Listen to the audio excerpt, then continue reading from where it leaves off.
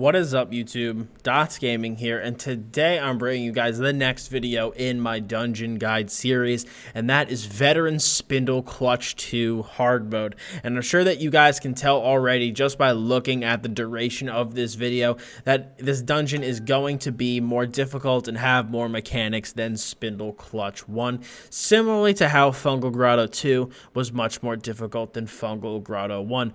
Now, don't get me wrong, this dungeon really isn't that bad, but it definitely has more mechanics that you need to worry about for some of the bosses, especially the third boss and the final boss. They're the ones that kind of have more mechanics that you need to worry about. A lot of the other bosses really aren't too bad, but it's definitely more difficult than Spindleclutch 1, which was a walk in the park. But when you move into the dungeon here, when you first walk through, you have an ad pack that you simply need to deal with. Nothing crazy that you need to worry about, just basic. Group them up, knock them down, don't stand in the AoEs. Nothing that you guys haven't seen already. But even though, this dungeon still isn't that bad, we got to make this guide, got to make this video for those who may be having trouble with it and may need some assistance and advice on some of the mechanics. And as we continue down, we see another ad pack that, again, AoE them down, talons them, keep them all rooted in place and clumped up so that you can make quick work of them. Again, the AoEs, try not to stand in them. These ad packs really don't deal that much damage, though. So even if you do stand in some of them, like the Dragon Knight standard that you see here, you're really not going to be taking that much damage. The ads here are relatively weak, so you don't have to worry too much about them. But after those first two packs, we move into our first boss, and that is Mad Mortein, who is going to be by far the easiest boss of the dungeon. He simply has 7 ads that surround him that you just need to kind of keep him clumped up right next to him and just knock him down with some AoE.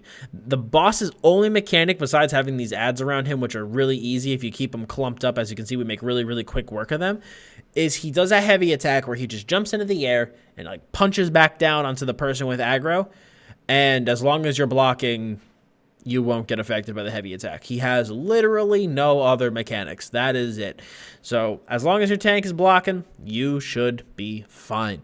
The boss just takes a little bit of time to work through because he does have a pretty large health pool. But besides that, not really anything you have to worry about. Very, very easy boss. Very straightforward, and boom, he is done. And once you finish with him, you're going to just want to start heading down this path, and there's going to be another ad pack or two, and then we will move right into your second boss. But the first couple bosses in this are relatively straightforward. Not a lot really to worry about. This isn't kind of until the middle to the end of the dungeon that you really kind of have anything that's worth fighting, I guess, so to speak. Nothing really super difficult. But we move down the tunnel here, and there's a choke point here that has a bunch of ads, and these ads have a lot of AoE. So as you can see, there's kind of like that oily AoE on the ground. There's a volley coming down. So do your best to not stand in those two. The Dragon Knight standard, I don't believe, really does any damage, but those other two will. And you see this, the Archer has a conal AoE here. So with this choke point, just really kind of do your best to avoid as much of the AoE as possible. I don't think you'll be able to avoid all of it just because of the nature of where those ads are. But again, not really a crap ton of damage, so it shouldn't be anything to really overly worry about. But once that's done, we move into our second boss fight, and that is Bloodspawn. And Bloodspawn really only has a couple of mechanics. He does challenge the DPS, though, in a way, so if you do have 2 really low DPS, Bloodspawn will give you trouble. He does have a little bit of a timer, so you do need to make sure that your DPS are on point and are dealing damage. But as you can see, he jumps down from the ceiling here. And his really main mechanic is that he does his ground pound AoE that does 3 ticks of damage. So whenever that happens, just simply stand out of the AoE. And as you can see, whenever he's not in the center of the room, like right here, he will run back to the center to do that ground pound. So if you see him running to the center, just simply don't follow him and let him just do his ground pound and then go back to fighting him. But besides that, on the outer edges of the room, there will be some rocks that are just falling, so just don't stand in those. There shouldn't really be a reason for you to run to the edge of the room, but God forbid you do, just be aware that there will be rocks there. And then there's an enrage timer that Bloodspawn has after a couple minutes where he will just spam that ground pound AoE forever. So just make sure that your guys are able to beat him. I think it's a 2-minute timer. Make sure that you're able to beat him in that time, and you won't have to worry about that. But besides the ground pound, there's really nothing else. That's Bloodspawn. Not a difficult fight at all. So as you continue down the tunnel, there's going to be some flesh Atronachs. So just make work of this guy. And that's going to kind of give you some foreshadowing into one of the bosses that we do see down the line. So we take care of the Flesh Atronach. We have another group of ads here. Nothing super difficult to worry about. Again, that oily AoE, just don't simply stand in that and you'll be fine. Clump the ads up. As you can see, you got the talons. Just DPS them down. Nothing crazy to worry about. And then we just continue down the tunnel here. And as we move down, we will move into our next boss fight, and that is Praxin Duer. And he is going to be one of the more challenging bosses for this dungeon, one that I have seen trip up groups in the past. Now, he's going to basically, you see him kind of walking over there, and he's going to turn into an enemy that you can actually attack, but you can't deal damage to him. He will basically take 0 damage until you deal with, I believe it's 4 total waves of ads. So you're going to see, we're just kind of waiting. He's going through this whole speech. He turns evil. You hit him once to kind of aggro him. But as you can see, our Katara is hitting him with a bow attack, and he's not taking any damage. So you have to take care of the ads first. So the first one is that he summons a bunch of spider ads. Simply group them up, AoE him down. Nothing super big to worry about. We wait, and he summons the second wave, which summons a bigger spider and a bunch of smaller ones. Again, similarly, group them up, AoE him down. Take down the little ones first, just so you don't have to deal with them, and then you can focus on the big one. Just simply DPS it down. It doesn't really have any crazy mechanics to worry about, and then boom, wave 2 is done. Now, wave 3 is going to be 2 groups of humanoids on each side of you, and they each have a healer. So the best thing to do would be to pull that healer into the pack so that you're able to, you guys know the drill, AoE stuff down very quickly. If you do see those healers casting them, do simply walk up to them and bash them, and it'll make quick work of what they do. Any AoEs that are summoned by them, simply don't stand in. You guys know the usual, that line of fire. Try not to walk directly into it. So as you can see, it's actually some of the bosses from the last dungeon. Big Rabu was there. So you take down this guy, and we will move into our 4th wave, which is going to be a Whisperer and 2 ads alongside of her. So just as these ones are summoned, though, the main boss is going to shoot some like red lines around the ground, as you guys saw. Do not get hit by those. Those will deal a lot of damage. And as you see, if there's a circular AoE around you, like was just around me, don't dodge roll. If you dodge roll out of that, if you get out of that AoE, you will die.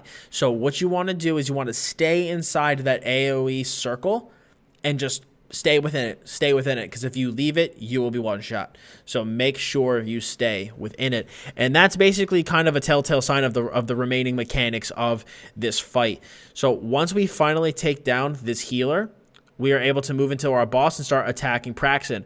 And the biggest thing to do is to just not get hit by those beams that are going along the floor. If you get hit by a bunch of those, you will die instantly. And as you can see, our healer is currently within the circle there, and he's making sure to stay within so that he does not die. But the biggest thing is that a lot of people forget that you need to stay within that circle, and that they'll try to dodge roll out, they'll try to escape out of it because you think, oh my god, this is big AoE around me, I have to get out of this. But that's actually what kills you. And then the tank wants to do his best to really keep the boss faced away from the group so that those lines don't go towards the group. You want to keep those away. And then also, if you see that AoE around someone, like is around our healer, do not walk inside of it. If you, as an outside person, try to go into that, you will also die. So be aware, stay away. But with that being said, that's pretty much the end of the fight. So you guys now know how to tackle that. I have seen that fight trip up a lot of pug groups, especially groups of newer players. So hopefully now you guys are able to traverse that fight with more ease. And then once you go down the tunnel, there will be some more ads here. Again, simply group them up, knock them down. Make sure to stay out of the AoEs. The archers do have a bunch of conals, and if those overlap, those can hurt. So do your best to try and avoid them. And as we continue down the tunnel, we are going to move into our next boss, I believe relatively quick after this.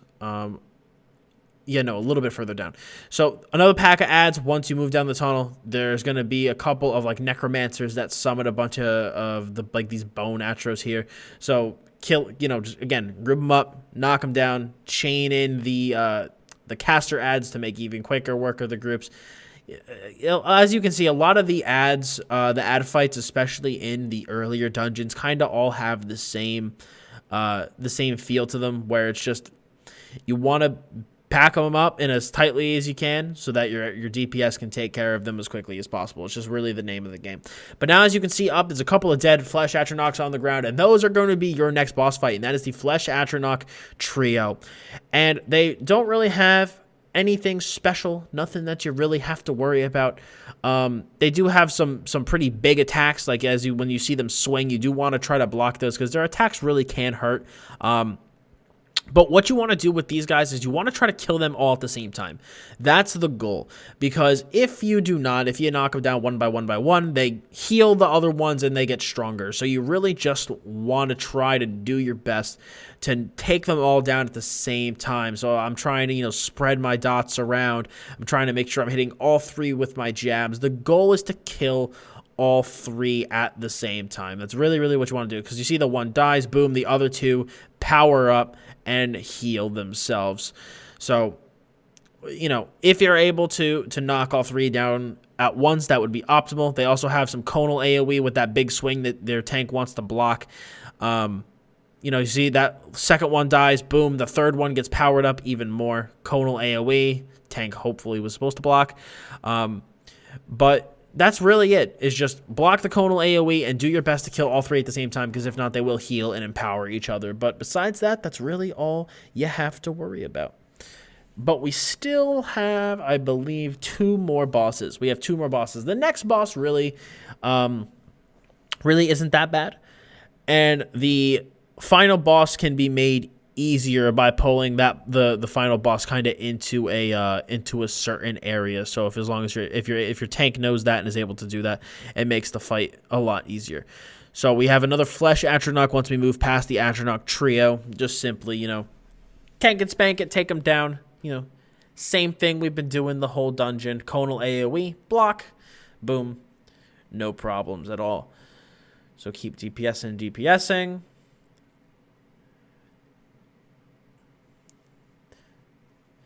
Then just move past the dungeon. I think one of our other DPS stops the vendor, and there's going to be another pack of ads up here. It's just, same old. Don't stand in the volley. Group them up, AoE them down. It's just, like I said, a lot of these earlier dungeons have a lot of the same type of stuff. And once you're able to identify that, you're able to make really, really quick work of these. As you can see, there's an archer with a conal AoE. Just don't stand in that. Again, the volley, don't stand in the volley. The Dragon Eye Standard's really not a big deal. You saw our tank chain in one of those ads so that we were able to make quicker work of them. And then, boom, just like that, the ad pack is taken care of. And as we move down the path, this is that choke point that we saw from Spindleclutch 1, one of the choke points we saw in Spindleclutch 1. But because of that, we're able to make really, really quick work of this ad pack. Our tank talons those guys, and our AoE just literally rips them to shreds, and it is no problem. And we continue down the path, and our final boss fight is coming up very, very soon. We have another Flesh Atro here. We just simply take him down. These guys are more of an annoyance than anything else. As long as you block the conal AoE, there really isn't that much to worry about. These guys are just kind of beefy, so they just take a little bit of time to work through. But we take that one down and move across the bridge, and after this pack up here, we will have that final boss fight I was talking about. So again, some more archers and vampires that you just have to worry about. So, same old, group them up, knock them down, no problems at all. So we finally start working through this pack, start taking them down. You see a bone guy, man, buddy pal, was summoned by one of these vampires, so we just take the vampire down and it despawns. But, just make work of that pack, and we'll be moving on once we move down this path. Come on, dots, keep moving, dude. Once we move down this path, we will be moving towards our final boss fight. All right, excuse me. I guess there's going to be a Flesh Atro in our way that we have to deal with first. So once we start moving down, we take care of that Flesh Atronach, same as all the other ones. Just face the tank. We should be facing the Flesh Atro away from the group, as you see, so that the group isn't hit by that conal AoE. So just, again, block. You see the conal's down. Tank blocks, no problem. Again, these guys are just really kind of more of an annoyance than anything else. They're just really, really tanky. So we finally take that one down. And then we have our second to last boss fight, which is Irvin Velith, who has 2 archers and 2 warriors on his sides, and they all have some AoEs that you need to worry about. So generally what I would recommend is, you can see the one had a volley, the others have the conal, some have the Dragon Knight standard. So I would definitely recommend taking the ads down first, just so you don't have to worry about their AoEs while you're dealing with the boss. So as you can see, our tank was even moving the boss over to the side while me and Katara dealt with the rest of the ads. And this is the boss's only mechanic besides that. He turns into this just pool of blood that moves around the floor that will deal a lot of damage if it's stood in, but as long as the tank is like kiting the boss around when he's that red circle, it will do basically nothing to the group. So besides that, this boss doesn't really have anything else. Really not a big deal. So as you can see, our tank's just kiting him around to the side, keeping him away from us. Really not that big of a deal. And once he pops back up, we're just going to finish him right off. He even drops a Dragon Knight standard. Again, nothing crazy to worry about. As you can see, we're not even taking that much damage from him. And that's really it. And the final boss now is Varner Winterbourne. And what I recommend doing is pulling Varner up here. It allows you to just make quick work of him and avoid some of the other mechanics.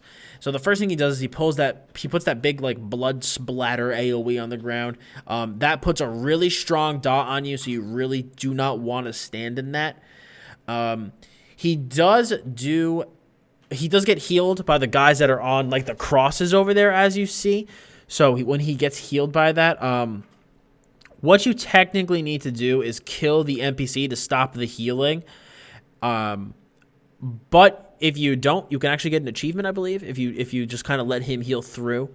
And then this attack right there, when he kind of like puts his hand up and brings it back down, he does instant damage to everybody. So just simply heal through that damage and it won't be... Oh, excuse me. No, I'm incorrect. He jumps like this from person to person to person and deals instant damage. As you see, I took a little bit of damage there, but our healer was right on top of it and he healed us back up with no problem. And then he puts, again, that red AoE down on the ground and we just avoid it. But that's it with this guy. Just don't stand in the bloody AoE.